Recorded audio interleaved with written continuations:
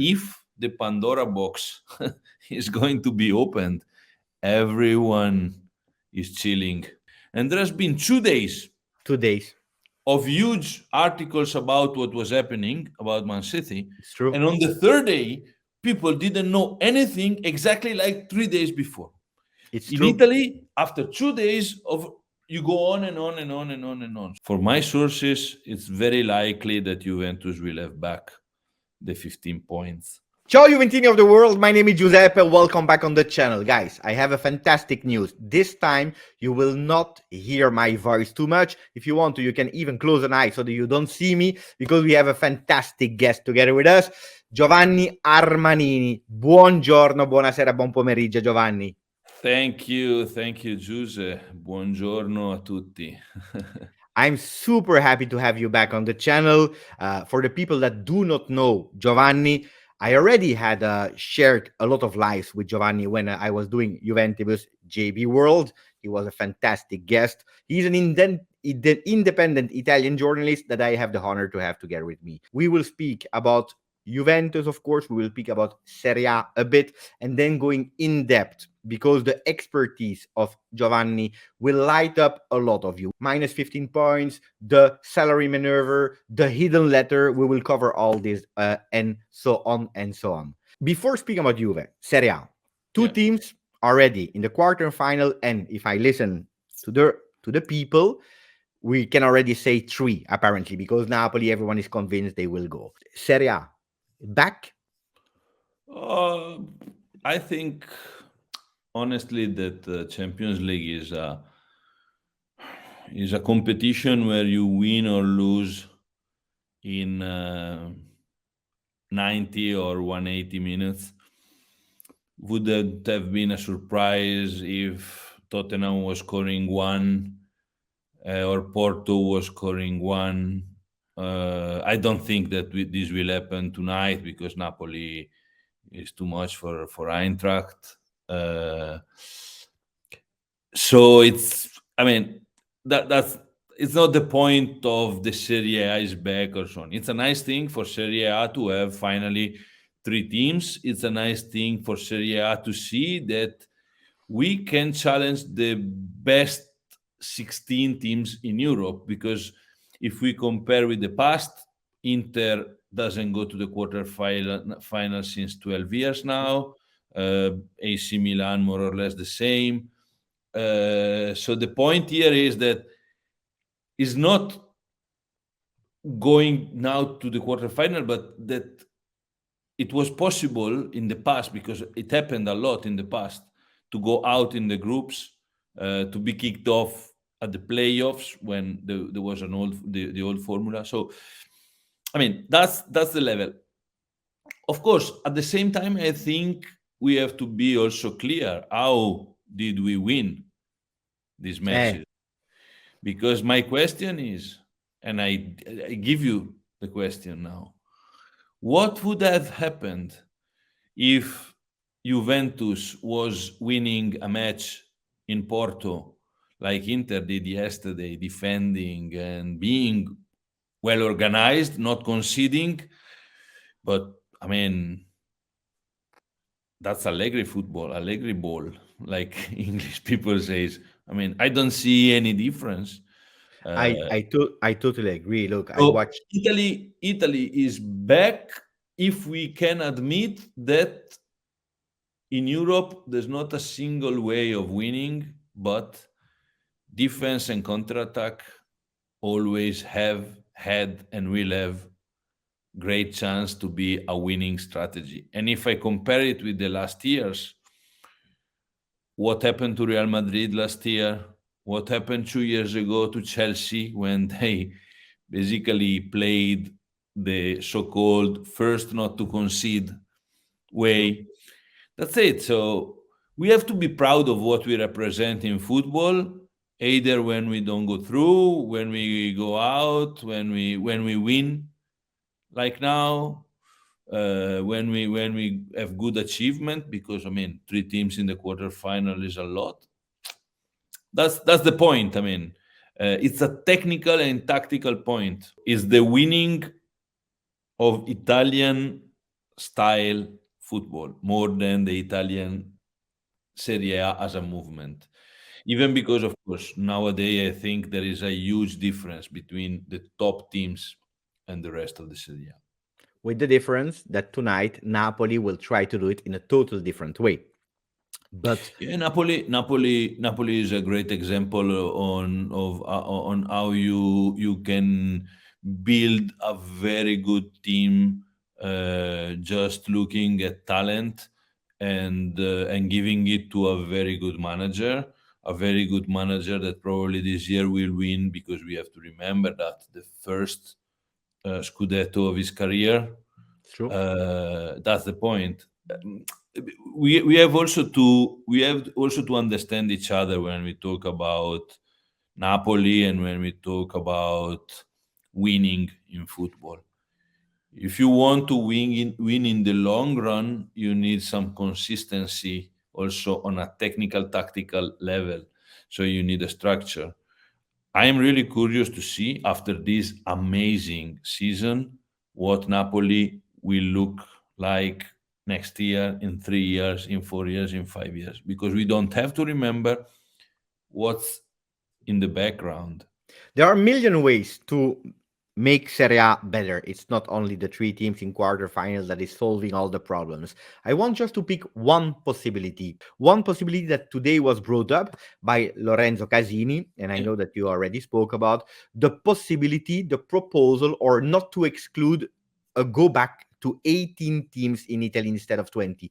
Can that be a possibility? Can that happen? Can that be one of the solutions to solve and to make Serie A better and more impactful? Honestly, it's probably one of the few things that I agree with politicians in football. I mean, uh, to me, honestly, it's nonsense that we have Serie A with 20 teams. Mm. Uh, my personal idea is that Serie A has to go down minimum to 16 teams, but even less. And the most important thing is this: it's not about how many teams you have in Serie A. It's about how you distribute the TV rights money. That's the only thing that matter. Because of course, in this moment, when you are in Serie B, you get around 6 millions per season from the television rights. And when you go to Serie A, your revenues from television rights they jump up to 30 to 35 million. So you are losing a huge part of your yearly revenue or your yearly turnover. So when you get relegated, it's a drama. Mm. The only country where to be relegated is not a drama is Germany, where you have 18 plus 18 and where you distribute, because they distribute all the money from the TV rights, first and second division, in a proportional way from the first in Bundesliga to the last one in Zweite Bundesliga. So this means that, for instance, a club like Hamburg can fight to be promoted for 3 years in a row because being on top of the second division doesn't change so much the revenues compared to being last of the uh, first division. Okay, this means that you have a more stable situation, and in the medium term and in the long term, the clubs can plan their financial structures, investments, and so on in a better way because there's not a huge sport risk in being relegated. I was smiling while you were talking because you said two words that made me think about someone. You said clubs have the right to plan without taking too many risks. And you know, these words, I explained them a lot of time on the channel, referring to ex-presidente Andrea Agnelli speaking about Super League. But it's a bit the same, what you were explaining, No, no, planning that's big. exactly the point. So, because you know what? we will not speak about Super League today because that will be a No, long but you know what's discussion. what puts together what puts together um, big teams and small teams.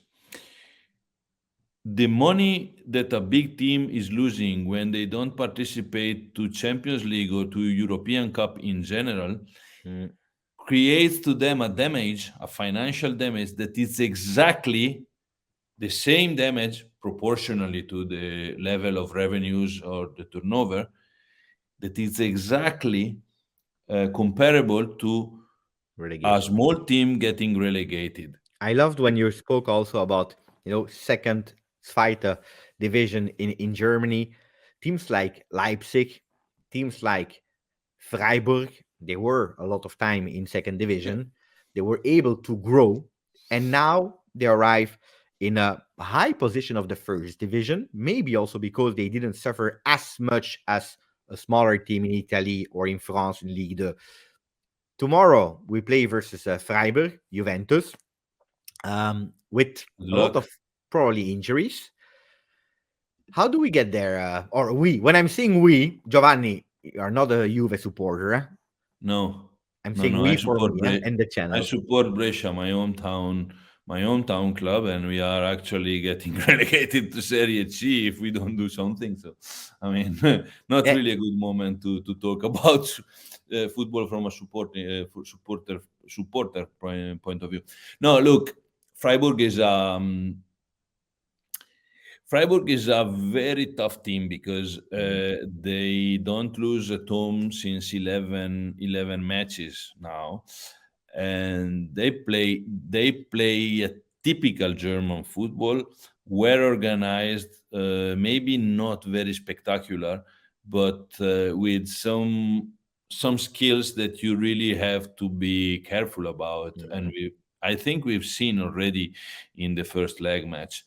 So basically, I mean, they play a very basic 4-4-2 or 4-2-3-1. It depends on which striker they rotate in the first line. If there is Gregorich with Salai, they tend to play more vertical. I mean, I'm talking about the two forward players, but and sometimes they play more like crossing the two in front, for instance, when Höller is playing, and this is doing different thing together with Gregorich, for instance, when it's playing in front with this player.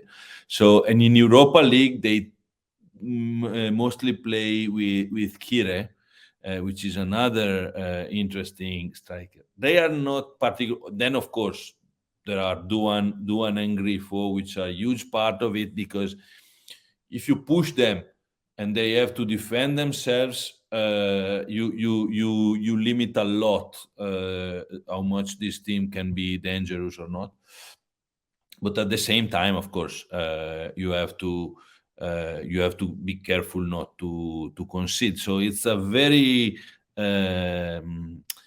tough game because you have to be very balanced. Knowing Juventus, I immediately see a match where Juventus will be well organized, stay compact behind, and try then to play as much vertical as they can, because it will be a real Italian match of defense and counter attack. That's what Juventus is. That's what Juventus does better, which doesn't mean that they always do it better, because sometimes they also lack mm. a bit of quality, or at least to show quality. But that's what it is. I mean, Freiburg is this kind of thing of team, and you have just one goal to defend. Of course, scoring away is always important, even if the double goal rule doesn't exist anymore. But that's what it is. Scoring is the first thing. Then I think if Juventus is able to score, then the match. I don't see Juventus conceding more than one Mm. to Freiburg. So that's basically the point. If I have to do my prediction, I say 1-1 at the end. Allegri, at a certain moment, and we are going towards the case of Juve, Allegri, at a certain moment, he spoke about we are second. Then he changed the narrative. He changed towards we have to pay attention to relegation, la salvezza. That's what we are. And now, since recent weeks, even with the loss of Roma, he changed the narrative back to we are second, we are second, we are second. That's what we did on the field. So my question is it because he sees the improvements of the team, the recent victories, or maybe because he's confident about, even if he's not a lawyer, even if he say I don't care about what's happening off the field, confident about receiving the 15 points back? What is playing in his head? Why is he saying that? I mean, I think there is a double meaning. From one side, of course, when you have to face the situation, you have to face the situation, and you have to prepare your player to the worst case scenario, basically. So, and you say, "Them guys, we are playing with Salernitana, and this means we have to avoid relegation," and that's what he said. Uh, at the same time, I think in the long run, you have to, when you want to build the consistent way of getting results of your team, you really have to prepare them on a different level, because the consistency and the results are just in teams that are on a different level, on a different position in the table. At the same time, I think that something is changing, because um, from some sources and some people that are really following the situation, and I'm not saying people from the club, so it's not people from Juventus. I know that there are huge possibilities that at the end these 15 points will be deleted, because it's pretty clear that there has been some situation that probably, let's say, it's not easy to to run a process. This has been particularly quick process, but for my sources, it's very likely that Juventus will have back the 15 points. The point here is another point. Actually, I see you are happy about this, but the point Hey, here is the timing of this, because uh, it's very difficult to understand the timing. And exactly like the first, because honestly speaking, I mean, let's go to the point. The Article 4 sport loyalty was never mentioned in the allegations.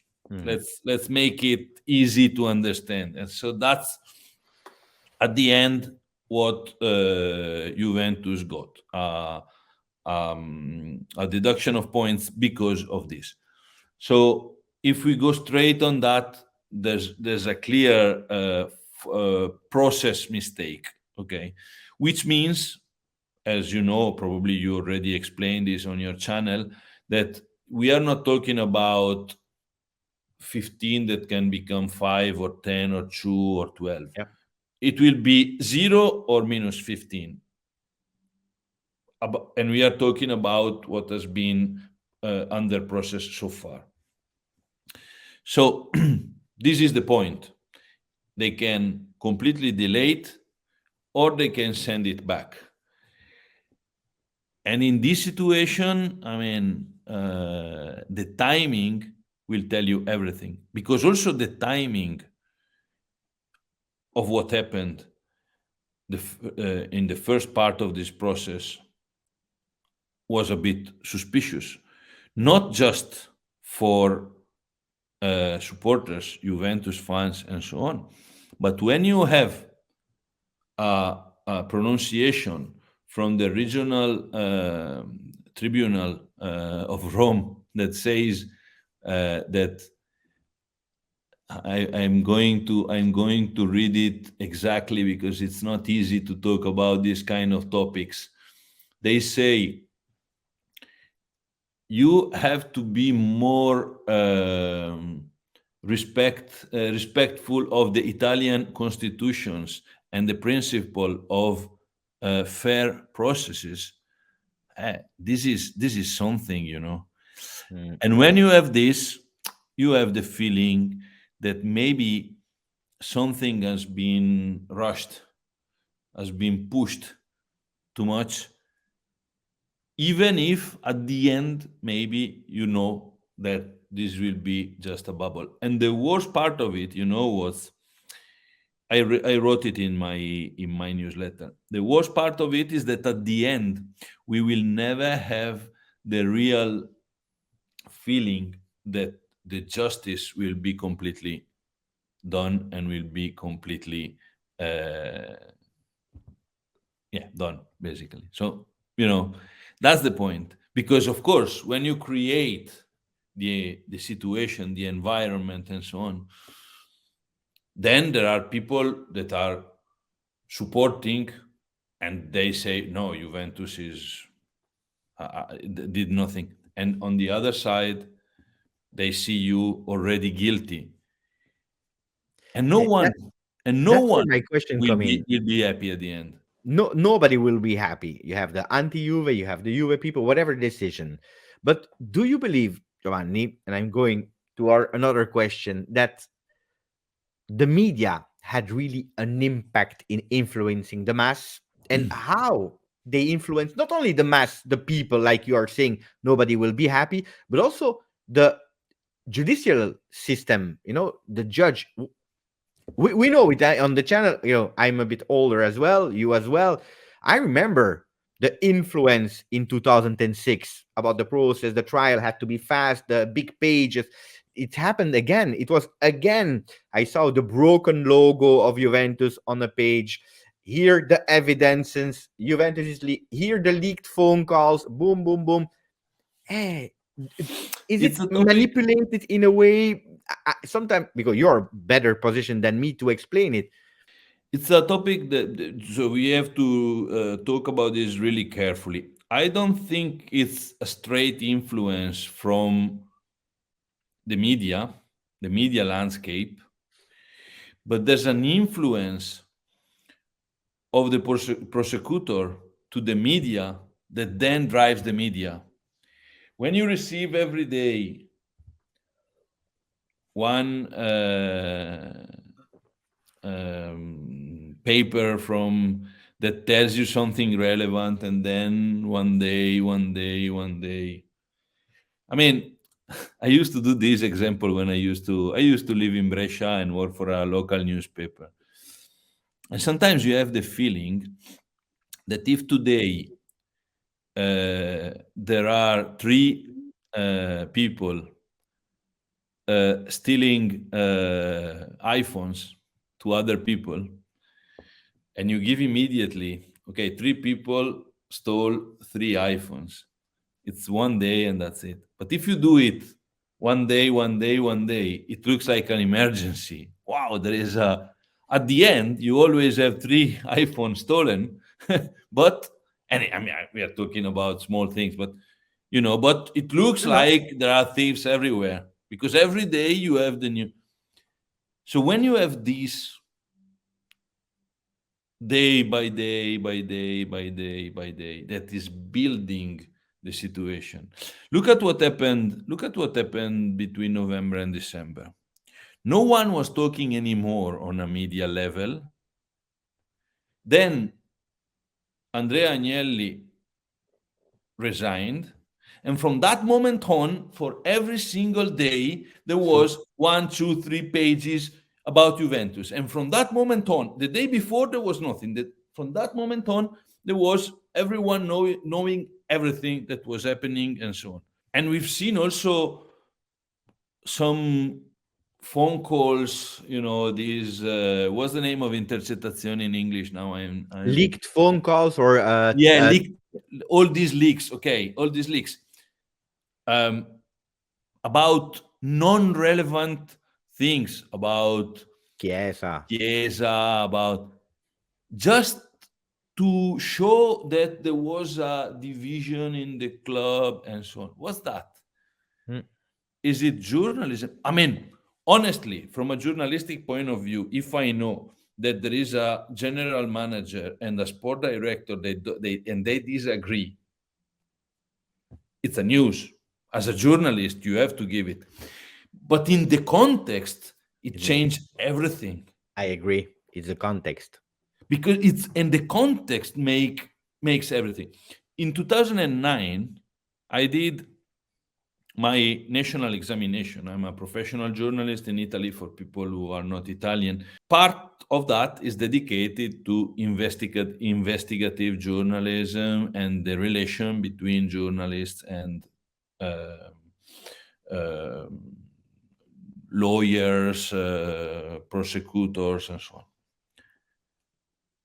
In that course, I've been told that there is something that doesn't work in the Italian landscape since in the Italian media landscape since 1992. For people who doesn't know, in Italy there has been so-called tangentopoli, which is the relation that many times takes these leaks to the newsroom and to the newspaper, and they just go out without any debate or without any opportunity to defend yourself. And in Italy, this has been caused people suiciding themselves, and we are talking Yeah. about a topic which goes over sport situation, because when you destroy people's reputation, you never know what can happen. And this is something that I would like to take every single day to the attention of the president of the Ordine dei Giornalisti and so on. Whatever will happen, and you already mentioned it, the dirt on Juventus, if, and I always say if not guilty, the dirt is there. The dignity is there. That will be used for the next 10, 15 years. And that's why on the channel, myself, I'm listening to your videos, Colpo Gobbo, uh, Romeo Agresti, different people. I try to understand, I try to read myself to make my own opinion, but to defend Juventus, or at least to defend the irregularities and the dirt put on our name, I became an expert. I know today the document 10940. Even the people on the channel, we are here to speak about la palla, football, Yeah, tactics, mercato, joy, because this is yeah, joy. yeah, of course. And we become experts. So even in that document, look, Gravina, he says two things yesterday on television, and I didn't speak about it on the channel. He said two things. The first thing he said, they were asking that paper, but the problem is that there is a culture of suspicion in Italy. The first thing. And then he said Juventus, without mentioning the name Juventus, but they should accept and move on. What is your opinion about these two things that he's Yeah, saying? I mean, okay, the culture of suspicious, but in the meantime, there is a tribunal that told you that you have to be keen to the constitution, that you have to respect the constitution and the rule of fair process. So, of course, I say yes. In Italy, there is culture of suspicious, but then when there is a tribunal that comes out against another tribunal telling you, yeah, look, probably the Italian constitution, the first law where all the country is based, doesn't allow you to be so happy about what you do. Okay, so first of all, so I would say that this is the first point. The second, I mean, I used to live in England, as you know. Okay, I used to live in Manchester, and it was very difficult to me to explain to my friends in Manchester, uh, United supporters, City supporters, regardless the team they support, what what happened in Italy in these situations, even about 2006 and so on. Because again, when you have this situation where every day you have, okay, Juventus is guilty because they said that, Juventus is guilty because it's and all this situation, it's very difficult to explain to a non-Italian that actually you are talking about allegations, Mm. but not situation where someone can defend themselves and so on. It's all done without contradiction and without challenging debate and so on. Okay, but then Recently, I had to write about what happened to Man City. Mm. And it's pretty curious that Man City has been investigated for 4 years from the Premier League, and no one knows anything. I don't know. And there has been, because I connect this to what happened to after Andrea Agnelli resignation. And there has been 2 days 2 days. of huge articles about what was happening about Man City. It's true. And on the third day, people didn't know anything exactly like 3 days before. It's In true. Italy, after 2 days of you go on and on and on and on and on. So what we are doing? Are we doing SEO content to praise the Google algorithm and to do numbers on our websites and so on, or are we sharing journalistic contents? Because that's the point. What are we doing? That's the point. And I when you really and when like you it. see how the situation is about Man City, and to be clear, I'm the only journalist in Italy that has always been very, very careful about writing. Oh yeah, they have to judge Man City, they have to find Man City, and so on and so on and so on. And this is very important to mention, because people outside of Italy doesn't understand how our media system works and our uh, justice works. And sometimes you really have the feeling that you are in front of the people judgment, which looks more important than what actually the judgment is. Okay. And that's very important, and that's what we have to what we have to always try to explain. And it's really not and the last thing that I want to say, Giuseppe, is this. um, of course, supporters want, as you say, joy.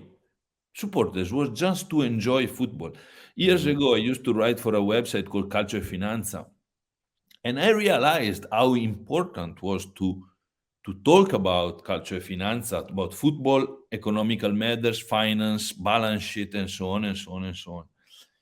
But I also realized that if we are focused day by day on this, we don't enjoy football anymore. Myself, as a professional, I tell you that this is so stressing that you don't enjoy football as much as Mhm. before.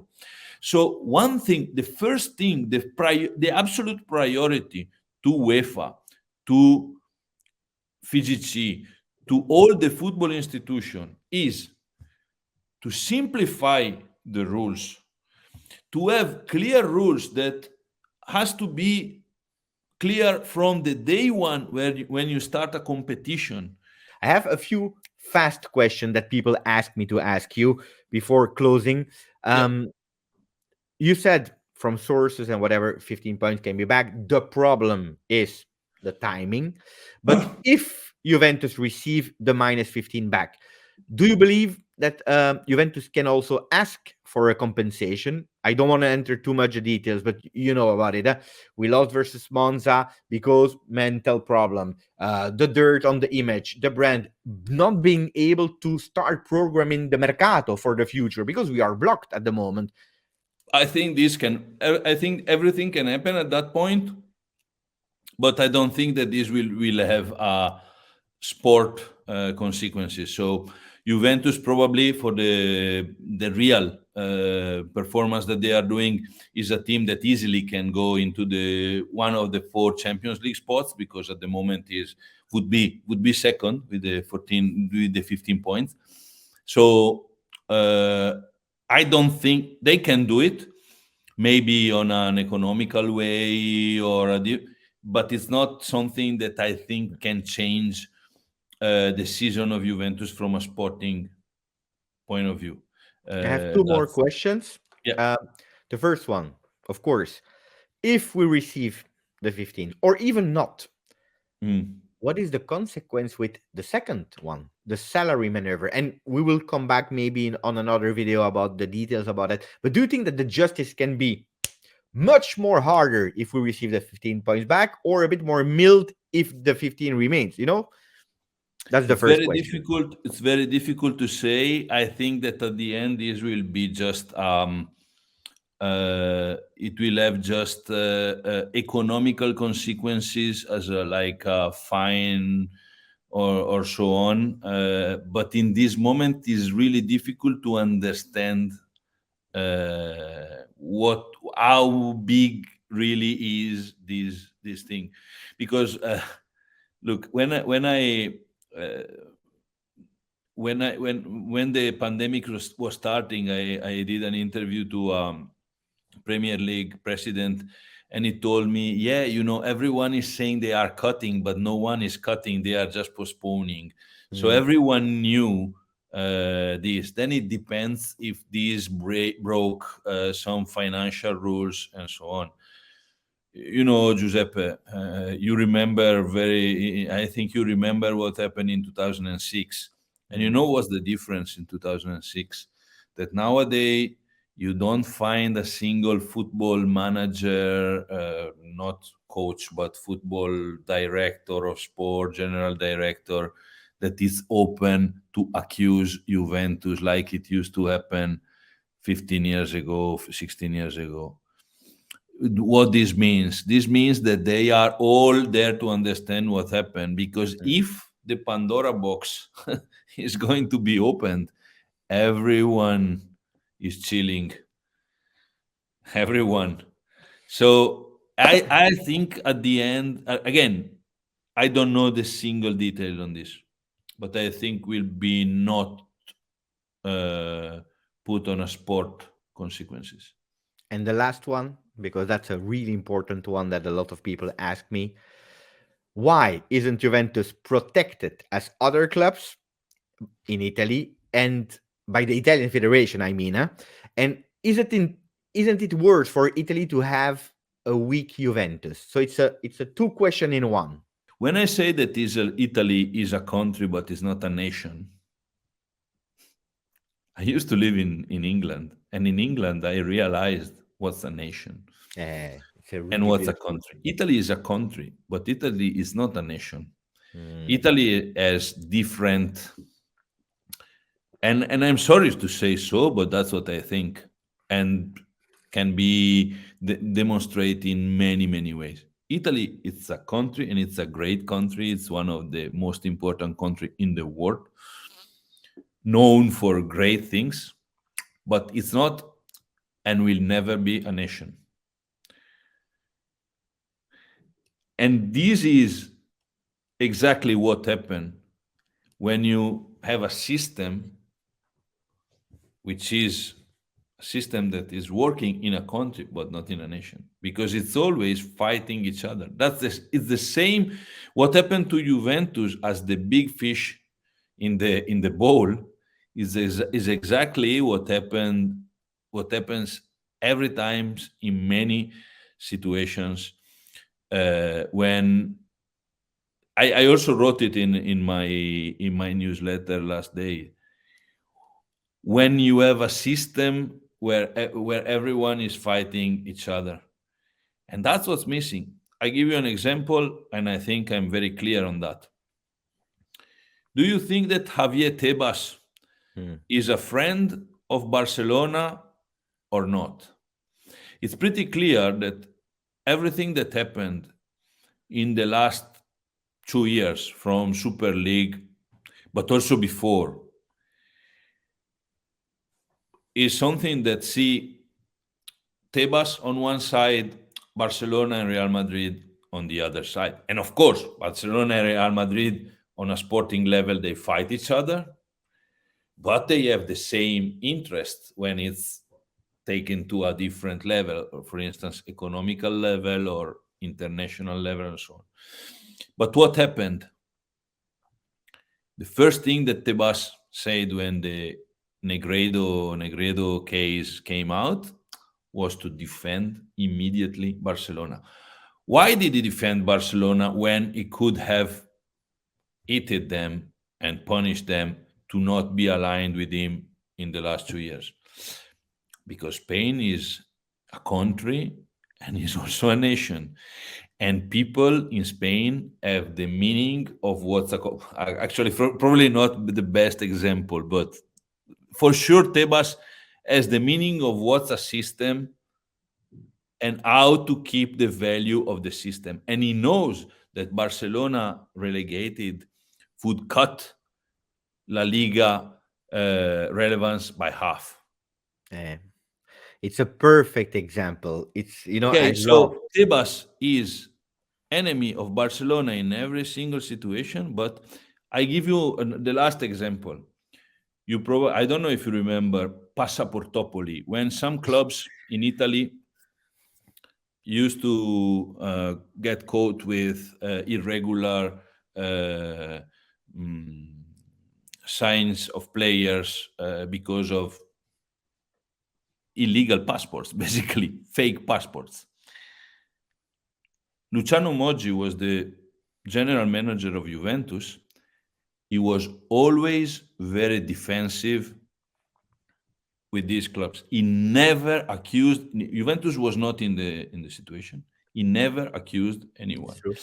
And the bubble bursted after few months. There has been fines, some bans for the Reali. directors and so on, but no consequences on a sporting level, because these would have been in a moment where Italian football was already in a very difficult moment, because was the moment where Fiorentina was failing, Parma was more or less there, and so on, or immediately before, but no one was accusing each other. This changed in 2006.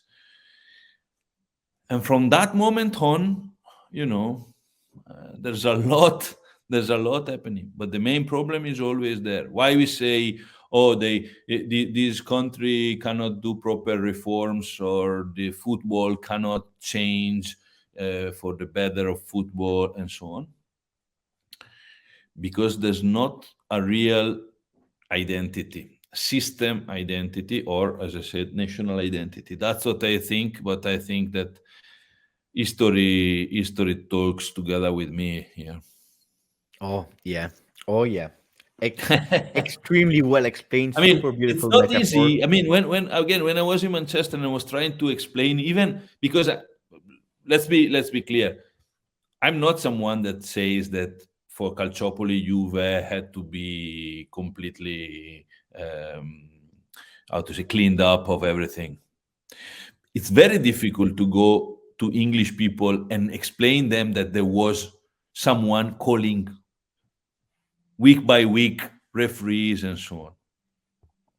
But the most difficult thing is to do a process to a system and not to a single one. Because since 1992, and I go back to Tangentopoli, in Italy, that's what happened. Mhm. That there is the big fish in the bowl, and everyone is eating at him, because eating the big fish means to save all the other fish. And I that's what always happened. And compare it. that's what happened with Tangentopoli, Corruttopoli, Parentopoli. We pretend that we want to change the system, but we just want to kill the big fish in the bowl. Giovanni, it was fantastic. You remained more than expected. Your insights were fantastic.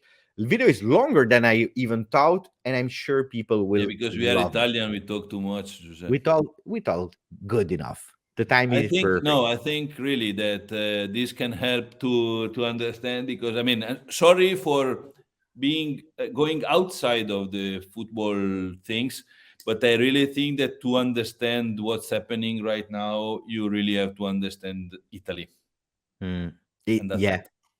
and that was really, because I explain a lot of time on the channel, but having your insight with things that I never mentioned or brought up increased the knowledge, and I'm sure people will be really thankful. Guys, Giovanni Armanini, you will see the name below later Thank you when I so will much, edit guys. it.